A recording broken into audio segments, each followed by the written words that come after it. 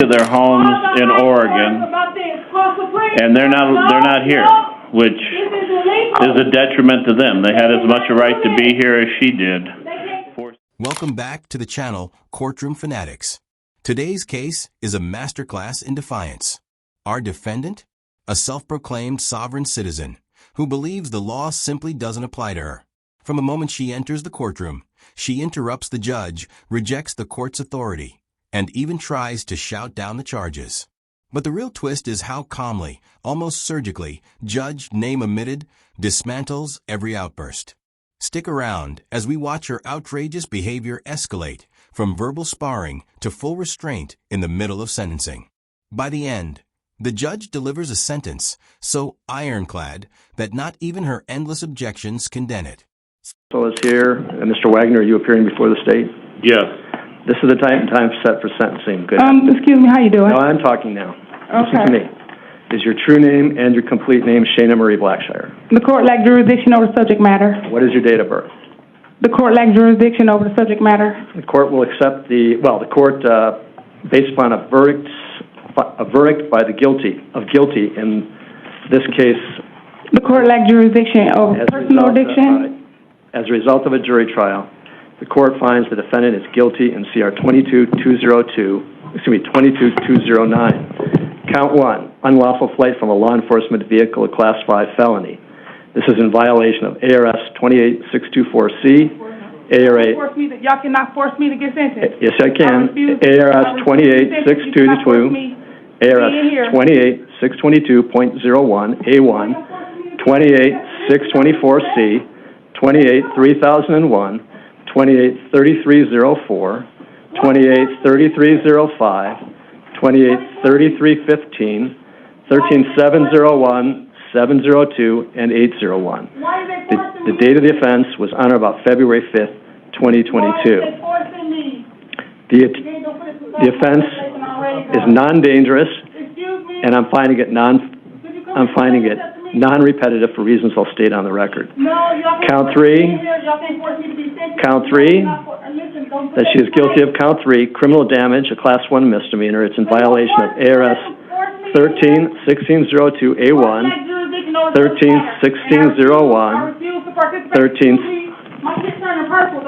13-707, 13-802. And she's also guilty of count 4, burglary in the second degree. This is a Class 3 felony in violation of ARS 13-1507A, 13-1501, 701, and 702, and 13-801. The date of the offense was on or about February 5th, 2022. Judgment of the court that she's guilty of count 5, resisting arrest, a Class 6 felony in violation of ARS 13-2508, A1, 13-701, 702, and 13-801. The date of the offense was on or about February 5, 2020. Excuse me, advisor. Why is they allowed to do such things? 2022. The offenses are non-dangerous and non-repetitive. The reason I'm finding them is the microphone off, Louis, by the way. Turn it off. All right. As soon as the judge asks for her name, the tension spikes. She refuses to confirm her identity, repeating the mantra, the court lacks jurisdiction, like it's a magic shield. This is a classic sovereign citizen tactic. If they never admit their true name, they think the court can't proceed. Of course, that's pure fantasy. The judge presses on unfazed, calmly reciting the charges while she tries to talk over him. It's a textbook example of how courtroom authority and patience outlasts every attempt to derail the process. Personal jurisdiction over my jurisdiction. I'm finding them Why are you allowing that? I'm finding you're your own lawyer. He's not your lawyer. He's nothing can do it. I'm finding that they're non-repetitive because I believe that these cases, all of the charges in this case and in CR 2022-208, which is the prior case for which the defendant was convicted, these cases all of those charges could have been brought together and tried together, but they weren't. I'm not criticizing the decision. It is what it is. It happened for independent reasons, but I'm finding that they are not repetitive. All right. So, Mr. Wagner, do you want to be heard on behalf of the state? I do, Your Get Honor. out of here. I refuse to, proceed. And if the victims wish to be heard, we have victims here in the courtroom, a victim, I think, I'm not sure. No, Your Honor, she's No, they're not. outlasted the victims. Now I'll ask the victim. Do you wish to be heard? The victims have had to return back to their homes in Oregon, and they're not here, which is a detriment to them. They had as much a right to be here as she did for sentencing, but she is her own attorney, and she's drugged us out long enough that the victims aren't here to give a statement today. Right, so y'all can't do that. Y'all cannot force me. Y'all can't sentence me like this. Ms. Blackshire, I believe that these are repetitive and that she should be subject to the Category 2 repetitive offender statutes. That was about to fall. She committed these crimes. She was taken into custody for the first crimes, the 208, Your Honor. For the U.S. court system. She was taken into custody for 208. She made bond and was released on bond, and then she committed these separate offenses while on felony pretrial release. I just want to make clear, to save your words, I do intend to impose the enhancement of 2 years for the crimes being committed while on release. So I just want to... All right, thank you. If there was any confusion about that, I wanted to straighten it out. I apologize for interrupting you, but I thought it was something to clarify up front. This is illegal. I believe that it's more than warranted. She was sentenced. Those were separate cases. She was released from those cases, and she committed the new cases. Not only did she commit these crimes separately from the other crimes. Listen to how methodical the judge remains while listing each felony and misdemeanor. He cites statutes, dates, and prior convictions without missing a beat. Meanwhile, she interrupts with random numbers and more no jurisdiction claims.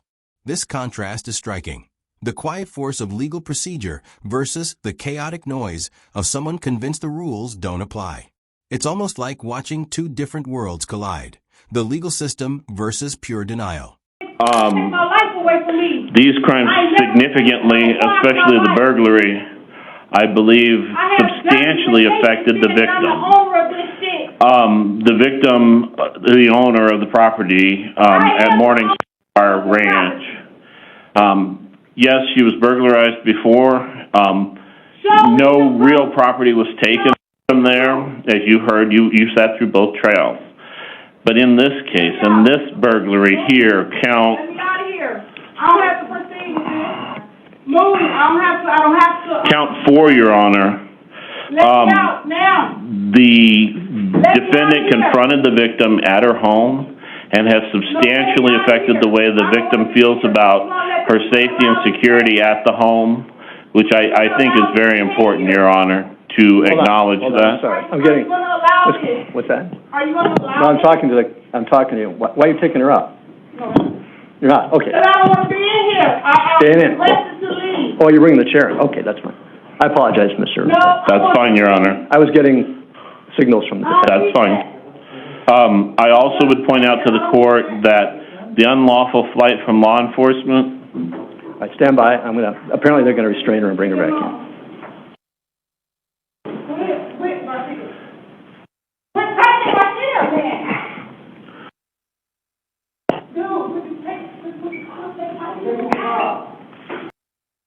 Thank you. All right. This is what y'all brought me in here for? All right. Defendant is back. You may continue, Mr. Wagner. Thank you, Your Honor. I would also point out to the court that count 1, the unlawful flight from law enforcement, I didn't run from no police. and count 5, the resisting arrest counts, are not in any way connected with the prior the 208 case. They're separate victims there. These are definitely separate incidents. The state would argue that as well for count 4, the burglary, Your Honor. Here's an emotional pivot. The victims, who traveled from Oregon for earlier hearings, aren't present because the defendant dragged this case out so long. The prosecutor makes it clear. Her endless stalling robbed the victims of their right to speak at sentencing. That's powerful. It shows how disruptive tactics don't just waste the court's time. They silence real people who deserve justice and closure. Whatever the sentence, the court prescribes each sentence gets a 2-year enhancement. Is that ARS 13-707? Yes, I'm sorry, ARS 13-708. illegal. But not as to the misdemeanor, obviously. Not as to the misdemeanor. I concur with the misdemeanor assessment that probation had, that it's just time served in the county jail, that she's already fulfilled more than the requirement for that. I agree that the presumptive terms are warranted in the other cases as well, Your Honor. I would point out that the jury during the aggravation phase, the jury found 4 aggravators. They found 4 aggravators. We have no mitigators here that I can see. Even with all of that, I would still ask for the presumptive terms as a Category 2 repetitive offender with the enhancements for the 13708D. I think that these charges probably would be warranted to run concurrent with each other, but I do feel that they should run consecutive to the defendant's prior case. She caused more harm and more emotional stress to the victim, the owner of the property, and then we have separate victims as to the resisting arrest charge and the fleeing from law enforcement charge, Your Honor. This is the moment it all boils over. Court officers wheel in a restraint chair as she shouts, "I don't want to be here." The visual is dramatic. 7 officers managing one person who refuses to cooperate. For anyone wondering, this isn't about silencing her opinion. It's about basic courtroom safety. When someone becomes physically disruptive, the court is obligated to keep everyone secure, even if that means restraints on live camera. I don't have anything more to add than that, and there's no victims' presence. There's some representatives, some neighbors, some people from the Morningstar Ranch that are still living in the area. They're present here today just to watch, I suppose. Very well. Thank you very much. All right, the court imposes a sentence as follows. As to count 1, unlawful flight, a Class 5 felony, the court, as I said, finds the offense to be non-repetitive, non-dangerous. The court imposes the presumptive term of 1.5 years in the Arizona Department of Corrections. The court imposes an additional 2 years sentencing enhancement because this offense was committed while the defendant was on pretrial release, and that's pursuant to ARS 13708D. So the total sentence as to count 1, Class 5 felony, is 3.5 years. As to count 2, this is the misdemeanor criminal damage. The court imposes a sentence of time served. As to count 4, again, the court finds this to be non-dangerous and non-repetitive. This is burglary in the 2nd degree, Class 3 felony. The court imposes the presumptive term of 3.5 years. The court also imposes the sentencing enhancement pursuant to 13708D of 2 years. So the total the total sentence for count 4 is 5.5 years. As to count 5, resisting arrest, it's a Class 6 felony, non-dangerous, non-repetitive. The court imposes the presumptive sentence of 1 year. The court further imposes the sentencing enhancement as required by law under ARS 13708D for a total court. The court further designates that the sentence imposed on counts 1 and 5 are to run concurrent with each other. That is the unlawful flight and the resisting arrest. The sentences in counts 1 and 5 are to run concurrent with each other. The sentence imposed on counts 1 and 5 are to run consecutive to the sentence imposed on count 4. Notice how the prosecutor stays laser-focused. He lays out aggravating factors, emphasizes there are no mitigating circumstances, and requests presumptive terms plus enhancements for crimes committed while on release. This isn't grandstanding, it's strategy. He knows the record must be airtight, so any appeal will fail. It's a professional clinic in building a rock-solid sentencing argument while chaos swirls around him. Which was 5.5 years as to burglary in the 2nd degree. So the sentence imposed on counts 1 and 5 is to run consecutive to count 4. The court imposes the sentence imposed on count 4 in this case, which is burglary in the 2nd degree of 5.5 years, is to run consecutive to the sentence that was imposed in case number CR 22208. Right, so the sentence imposed as to count 4 in this particular case is to run consecutive to the sentence imposed in case number CR 22-208. That's because this defendant was released in the prior case, 22-208, when it was a justice court case. She was released when she posted bond on July 7th, 2021. She failed to appear and a warrant was issued for your arrest on October 20th, 2021. The events in this particular case are alleged to have occurred, I believe, on February 5th, 2022.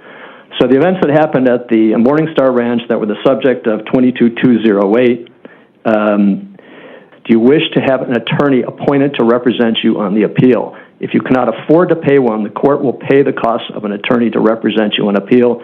That will include the costs of the lawyer's legal fees and legal costs. You will not have to pay anything. Do you wish to have an attorney appointed to represent you on the appeal? No. Appeals are specialized actions, and Court of Appeals is very sticky with their rules. They're very strict, and this is a real specialty with someone who knows how to write good appeals. I met with you before when you were here before, and we met not in chambers, but in the holding cell area. It's all on the record, what I'm referring to, and I advised you that it really is in your best interest, I believe, to have a lawyer represent you on appeal, and you indicated at that time that you don't want a lawyer to represent you on appeal. I'd really encourage you to do it. I think it's in your best interest, but it's your choice. Okay. You said I need what with that? You're excused. You're remanded to the custody of the sheriff to be delivered to the Arizona Department of Corrections to fulfill a sentence. How much time? Hold on a second. What? How much time did he give me? You just said a whole bunch of numbers. Yeah, you can take them. You're excused. Thank you. Good luck. All right. I'm not having the defendant step forward to sign for notification of her rights and to sign the judgment in this particular case. She's consistently throughout all the proceedings in the Justice Court and in this court as to whenever required to do so or asked to do so, refused to sign anything. So that would be fruitless to ask her to do that. But the record will reflect that I've advised her of her right to appeal, the right to have an attorney represent her on appeal, and I think that's all we're going to do. And I don't see any point in having her trying to sign these documents. That's just not going to happen. I don't either. I think it'd just be disruptive to the court proceedings.